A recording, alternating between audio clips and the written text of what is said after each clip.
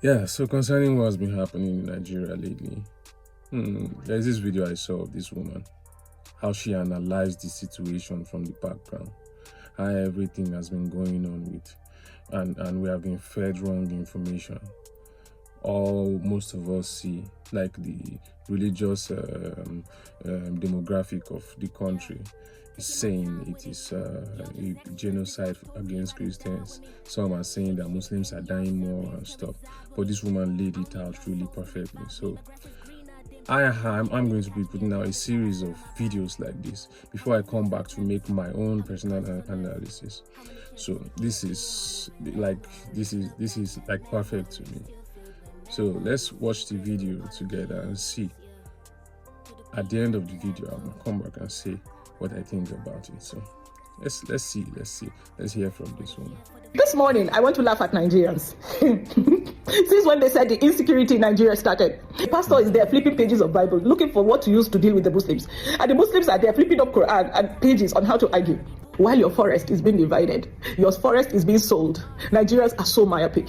We believe in everything we see in the media. You see media, you see books are one of the most fictitious things ever. Nigeria's insecurity in the north has nothing to do with that Bible or that Quran you're trying to open. Nigeria's insecurity in northern part of Nigeria is as a result of illegal mining. Mining of valuables that are even more valuable than what you think is so valuable, which is crude oil. Now the world is moving away from crude oil. We're going into more renewable energy, solar and all that. And the world needs lithium for batteries. They need uranium for nuclear power, and all of it is found in the north. And let us not even mention gold, which can be mined in small quantities but worth a lot of money.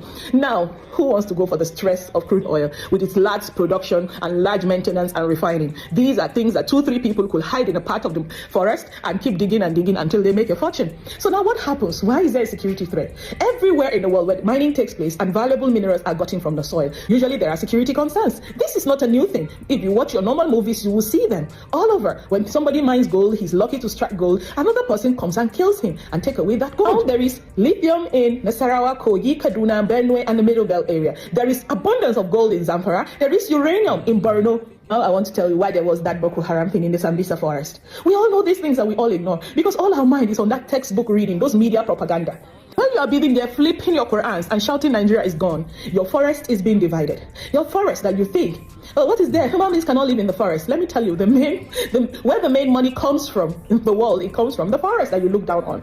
Now the forest, your forest is being divided by Americans, British, France, and all that, all coming to set up their camps, and Chinese, all coming to set up their camps for mining. A majority of this mining are not fully registered or not fully legal because they want to boycott the extra cost of its legality. So now what happens? Because of the insecurity that comes with mining, there is need to use local people who are used to the terrain to secure the environment. And that is where Fulani and the Torres come in. Nobody knows Nigeria like the Fulani man. The remaining knowledge you have about Nigeria is textbook knowledge. All those are media personalities who shout on TV, shout, you know nothing about Nigeria. They're the real people who know Nigeria. They know every terrain, they know where the rivers are, they know where the rocks are, they know where the mountains are, they know where the swamps are, they know where the deserts are, they know all the hook and crannies of this country. That's the reason why they're recruited as forest rangers, to protect the people who are doing mining and for movement of the mined goods from one place to another, because these mined goods come in small quantities but has a lot of value. So it's easy for somebody to attack you and snatch those things away from you.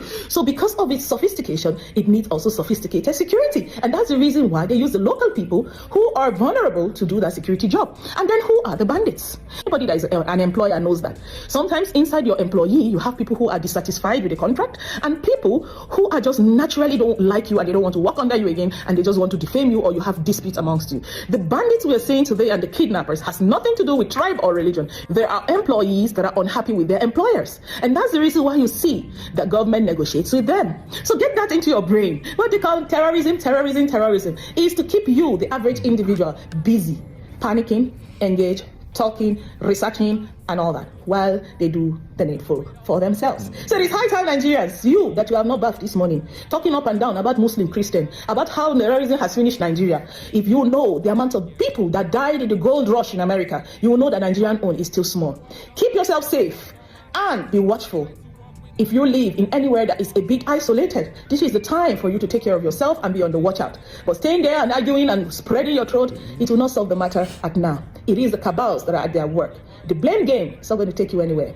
A word is enough for the wise. Nigerians, keep safe, be happy. And I will tell you, let's not get distracted. Go this morning and do the business you want to do. Go and meet the clients you want to meet. Go and design the clothes you want to design. Don't let anybody make you feel that the world is coming to an end, while the whole world would end up in their pockets. I don't think I have a lot more to say.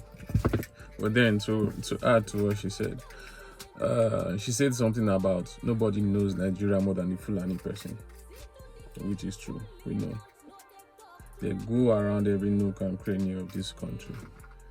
If there's anybody to ask questions, instead of believing the news that the government has been pushing through the media, maybe you should reconsider asking other questions.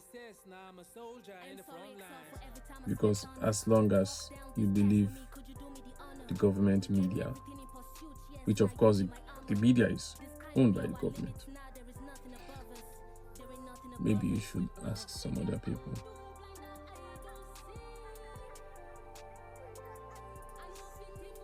They are messing with us with wrong information. And nothing brings down a civilization more than wrong information. So yeah, whatever she said. Yeah, so keep in mind that there will be more informations like this coming through me until I am ready to give you my own analysis. So until next time, bye.